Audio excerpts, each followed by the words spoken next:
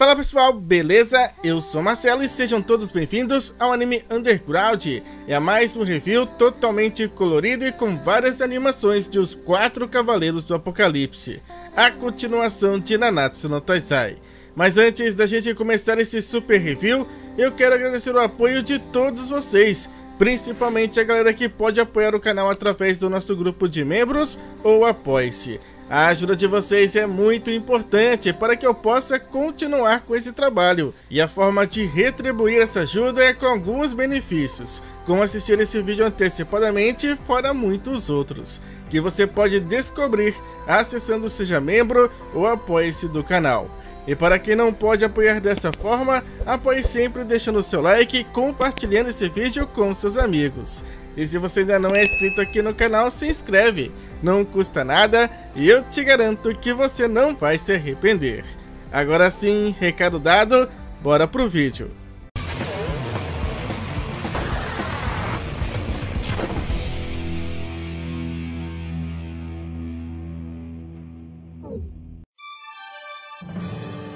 Os Quatro Cavaleiros do Apocalipse, capítulo 108, A Besta do Desastre.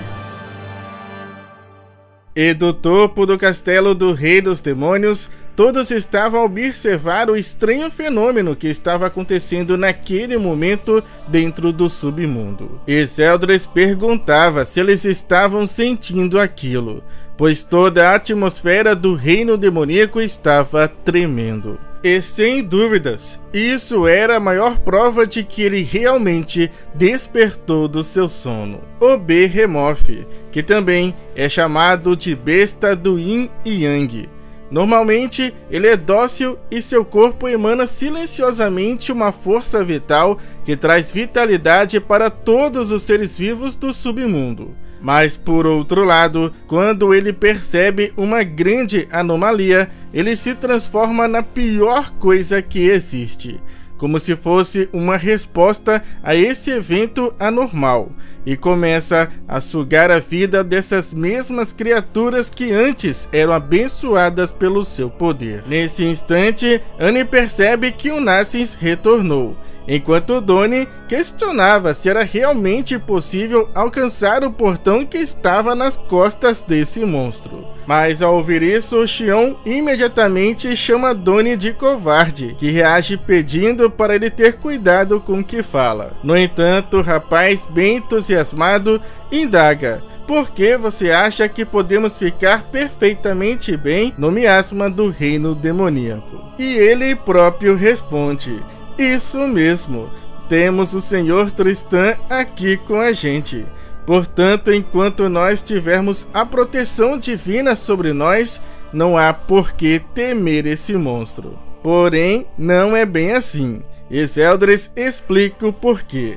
O rei do submundo acredita que certamente a proteção divina pode até fornecer alguma resistência, mas o poder negativo do Behemoth é incomparável. Portanto, ele duvida muito que eles consigam, mesmo com a proteção divina, alcançar o portão vivos. Mas Tristan não estava disposto a desistir e diz para seu tio que deve haver algum outro jeito. Entretanto, Zeldris é direto ao dizer que diante das pessoas e opções que eles tinham naquele momento, era impossível. Mas enquanto ele dizia isso, alguém se aproximava deles, e o Lancelot é o primeiro a notar que Percival também havia retornado. Annie fica bem feliz por rever o seu amigo novamente, diferente do Nassens, que não queria nem olhar para o Percival. Já os demônios também ficam bem contentes com a presença do Salvador. E por fim, ao ver Percival, o Zeldris completa dizendo: impossível, antes de ter você aqui. E assim Zeldris revela que eles têm sorte de Percival estar com eles. E o garoto acaba ficando com uma cara de bobo, né, sem entender nada. Assim como Annie e Soda, que questionam o que ele quer dizer com isso. E Tristan também faz o mesmo questionamento, perguntando ao seu tio o que isso significava. E Zeldris responde, dizendo que Tristan também era um bebê naquela época, portanto, não é de se espantar que ele não soubesse. E o Percival continuava perdido no rolê, pois ele não estava entendendo nada do que eles estavam falando. Eudone até tenta ajudar, fazendo um bom resumo da história, basicamente contando, que o portão para o Reino Eterno estava nas costas de uma besta gigante chamada Behemoth. No entanto, Zeldris decide contar finalmente tudo o que ele sabia e o porquê dele ter falado aquilo antes. Então ele começa dizendo: aconteceu há cerca de 16 anos atrás. O Rei dos Demônios foi derrotado pelos 7 pecados capitais durante a Guerra Santa. E esse acontecimento despertou Behemoth e provocou um desastre no reino dos demônios. A besta furiosa liberou seu poder negativo que se espalhou pelo submundo. E assim, não somente a fauna e a flora, mas também os demônios que ostentavam uma forte força vital caíram e morreram um após o outro. Já em um passado distante, quando o Rei dos Demônios despejou sua ira sobre seu servo que conspirou contra ele, a besta acordou e ficou furiosa. Mas graças ao seu imenso poder, ele colocou Behemoth de volta em um sono profundo. Porém, eu ainda não tenho tanto poder quanto ele, para ser franco. Então o máximo que eu podia fazer era inspirar e encorajar o meu povo. Portanto, sem poder fazer nada, os anos se passaram e eu estava trabalhando duro para tentar salvar os sobreviventes. E enquanto Zeldris sobrevoava o reino dos demônios em busca dos feridos, algo inusitado aconteceu. O rei do submundo observa que tem algo caindo em queda livre e que saiu de um dos buracos da grande colmeia. E aquilo era uma criança, um garoto humano. E num piscar de olhos, Zeldris consegue alcançar aquela criança e salvar sua vida. No entanto, ele não sabia muito bem como segurar um bebê, mas ele teve que aprender ali na hora. E essa criança era Percival, que se perdeu no reino dos demônios. Naquele instante, todos estavam surpresos com essa história. Afinal, como Percival foi parar ali, e justo naquele exato momento? Todos se perguntavam se isso seria apenas uma coincidência. Mas Zeldris conta ter certeza que não foi uma coincidência, e sim algo inevitável. E ele continua contando. E embora intrigado com o fato de uma criança humana ter se perdido no submundo, eu só pude sentir pena dele, pois provavelmente um bebê como ele não duraria muito tempo dentro do miasma do submundo e perderia inevitavelmente sua vida. Porém, apesar das minhas preocupações e do miasma, você não parou um segundo sequer de brincar. E contrariando os meus pensamentos, eu não pude acreditar, mesmo vendo com meus próprios olhos. Pois por onde você passava, aqueles que já estavam à beira da morte simplesmente voltavam à vida. E foi por isso que eles começaram a chamar Percival de o Salvador, e passaram a cuidar dele como se ele fosse seu próprio filho. E além disso, seu poder alcançou também a área ao redor do castelo, repelindo até mesmo o poder negativo de Behemoth. No entanto, um certo dia, Percival de repente desapareceu. Todos nós ficamos preocupados procurando por você. Mas da mesma forma repentina que ele desapareceu, ele retornou. E as primeiras palavras que ele disse assim que voltou foi: Behemoth foi dormir. Em outras palavras, ele disse exatamente isso. A besta gigante Behemoth caiu em um sono profundo, e o mundo dos demônios foi salvo. E ouvir tudo isso sobre Percival deixou todos perplexos, eles não sabiam o que dizer. Talvez com exceção do Nassians, que parecia ainda não conseguir encarar Percival. Mas Tony acaba sendo o primeiro a se manifestar. O rapaz, segurando e balançando o garoto, começa a dizer que se isso for realmente verdade, eles não precisam ter medo de nenhuma besta gigante. No entanto, Percival diz não saber se é realmente verdade, porque ele não consegue se lembrar de nada daquela época. Mas de toda forma, Annie diz que eles ficarão junto do Percival. Entretanto, o garoto acaba dizendo que antes precisa se desculpar com todos. Percival conta que achou o fragmento do caixão da Eterna Escuridão, mas que ele acabou sendo roubado por um dos Cavaleiros do Caos que ele encontrou primeiro. Os demônios contam que também viram, e que o cavaleiro desapareceu logo depois. E abalado, Donnie pressiona Percival, questionando o que ele pensou que estava fazendo e por que não impediu o cavaleiro. Mas o garoto parece não saber responder, e agora teme que eles possam fugir com o fragmento. Mas Gelda pede para que ele fique tranquilo quanto a isso, pois a colmeia está sendo fortemente vigiada. Portanto, nenhum intruso irá conseguir entrar ou sair, e mesmo que eles tentem ir atrás do Behemoth pela porta, será inútil. E além disso, ela lembra que a Estação do Fogo irá também continuar por mais uma semana.